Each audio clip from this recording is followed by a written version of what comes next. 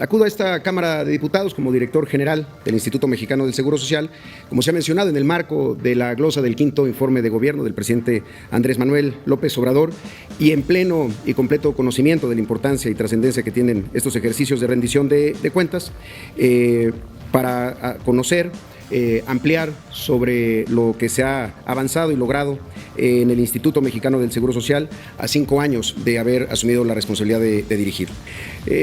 Cuando el presidente Andrés Manuel López Obrador me designó como director del IMSS en mayo del 2019, el encargo era muy claro: mejorar los tiempos de espera y la calidad de la atención que brinda el Seguro Social. Así de simple, así de profundo la tarea. Sabemos que hay una narrativa concentrada en decir que toda la atención del instituto es lenta o que la anécdota se convierte en la norma. Si no se entrega una receta, entonces seguramente ninguna receta se está entregando.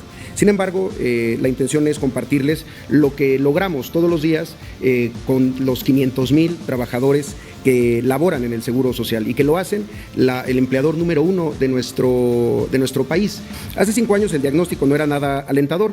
Habían pasado 36 años de desinversión en el Seguro Social y esto es muy claro, sobre todo a partir del año 2000, cuando empezó un déficit en el crecimiento en materia de infraestructura, falta de inversión en rehabilitación, falta de inversión en mantenimiento de unidades, déficit en la formación y contratación de médicas y médicos especialistas, déficit en la inversión para la compra de equipo. Y esto derivaba, y sigue derivando en muchos casos, en retrasos en la atención médica. Solo para darles un dato, en 2018 el IMSS alcanzó su número menor en camas por cada 1,000 derechohabientes, con .69.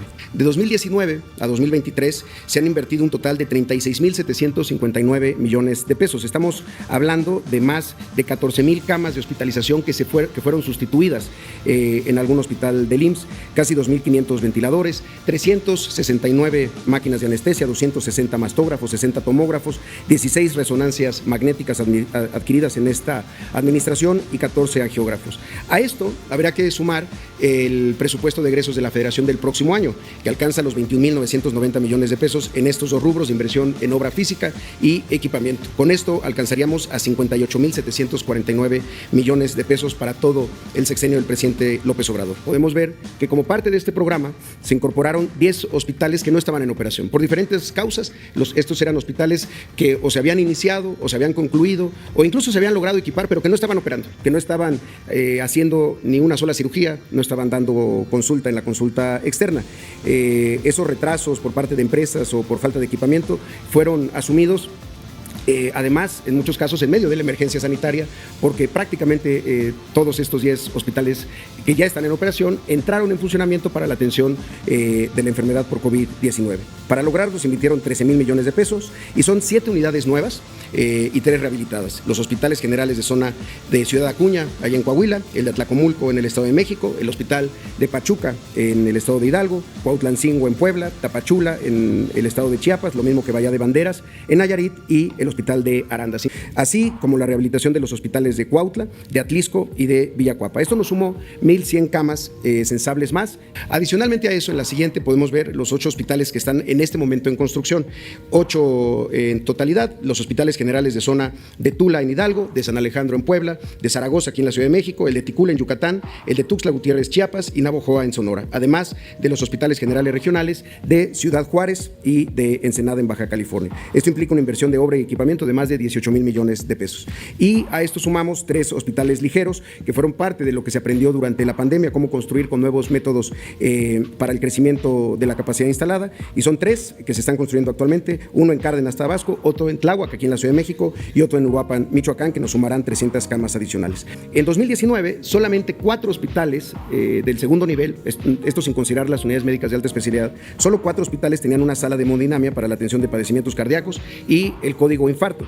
Invertimos entonces 843 millones de pesos para concluir 16 nuevas salas de hemodinamia. 9 ya están operando en el Hospital de Charo, en Michoacán, en Tepic, en Nayarit, en el Marqués, en Querétaro, en Monclova, en Coahuila, en Metepec, en el Estado de México, en Aguascalientes, en el Hospital 1 de Cuernavaca, en Morelos, en La Paz, en Baja California Sur, y en el Hospital número 16 de Cancún, en Quintana Roo, y 7 más que están por concluirse y entrarán en operación el próximo año, en el Hospital de Pachuca en Hidalgo, en el Hospital de Hermosillo en Sonora, en Zacatecas, en Ciudad Madero, Tamaulipas, en la ciudad de Campeche, en el estado de Campeche, en Guadalajara, Jalisco, y en Texcoco, en el Estado de México. Y a eso habría que sumar cuestiones que simplemente no existían en el Seguro Social, que son innovaciones. Una de ellas, las centrales de mezclas, los lugares en donde se preparan las quimioterapias fundamentalmente, pero también otros insumos como alimentación parenteral o antibióticos, pero fundamentalmente las centrales de mezcla para citotóxicos. Sí, también hablando de atención oncológica, pasamos de contar con solamente tres centros de referencia estatal de atención pediátrica para niños con cáncer,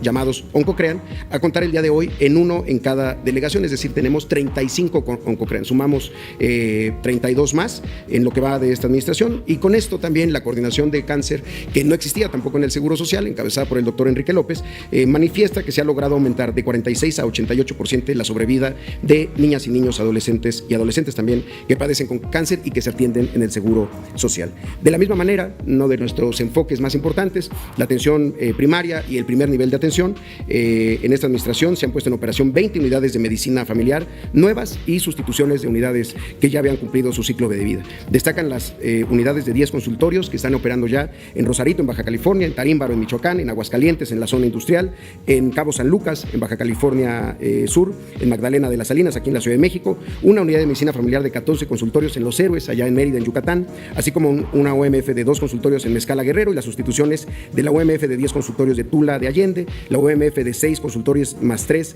de Misquiahuala y una OMF de 2 más 1 de consultorios en Cruz Azul, en el estado de Hidalgo, así como la OMF de 6 consultorios en Cajefe, Sonora, que inauguramos este mismo año. Del 19 al 23 se han invertido 38.677 millones de pesos en este rubro, es decir, conservación y mantenimiento de unidades, desde las más alejadas en zonas rurales del país hasta los grandes centros médicos nacionales. Ha sido el mayor gasto de inversión de acciones de conservación y de acciones de mantenimiento en los últimos años, si lo vemos en términos comparativos y en gasto corriente, el mayor registro que se ha tenido comparadas también las últimas 4 administraciones. Y aquí quisiera destacar la adquisición de equipos de la inversión en esta materia de conservación, que se ha centrado en 2.399 equipos de limpieza, 479 plantas de lavado, 169 equipos electromecánicos para casas de máquinas, también 80 sistemas de aire acondicionado y 51 cámaras frías para almacén. Es equipo que pocas veces se ve, pocas veces se inaugura o se cortan listones, pero que es esencial para la operación segura de una unidad, sobre todo hospitalaria. Adicionalmente a esto, en los últimos 5 años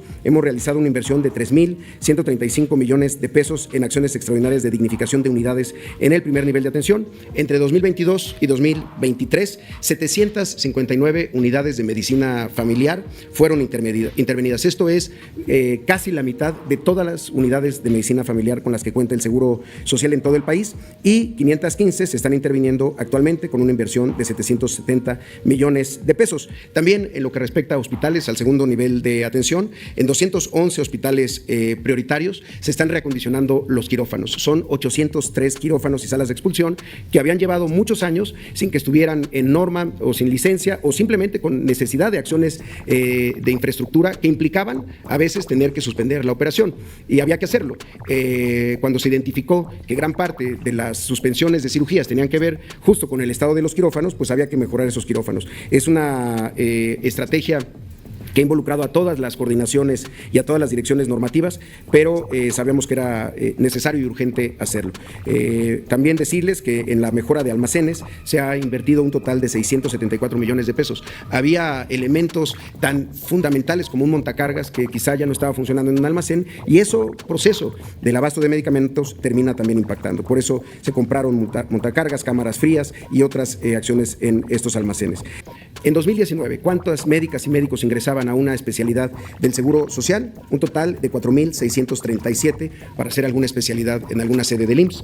Hoy son 9.040 y el próximo año, en marzo, van a ingresar 9.500. Es un crecimiento verdaderamente importante para la formación. Una institución formadora que a la vez es reclutadora no podía pensar cumplir con sus objetivos en materia de vacancia, de cubrir vacancias, si no empezábamos a formar más, pero mucho más del doble. También incrementamos en médicos residentes totales en todos los grados. afiliados en un 78%. Si en 2018 teníamos en el IMSS un total de 15,264, hoy hay 27,175 médicas y médicos residentes formándose en todos los diferentes años en el IMSS. También, a la par de este incremento en el número, se incrementó en sedes académicas. Antes había 200 sedes académicas en el IMSS, hoy hay 393 sedes académicas. Para esto se crearon 91 plazas de coordinadores clínicos de educación e investigación, se incrementó el presupuesto de nómina para los médicos residentes de nuevo ingreso en un 95%. ¿Cuál era la inversión antes para los médicos residentes?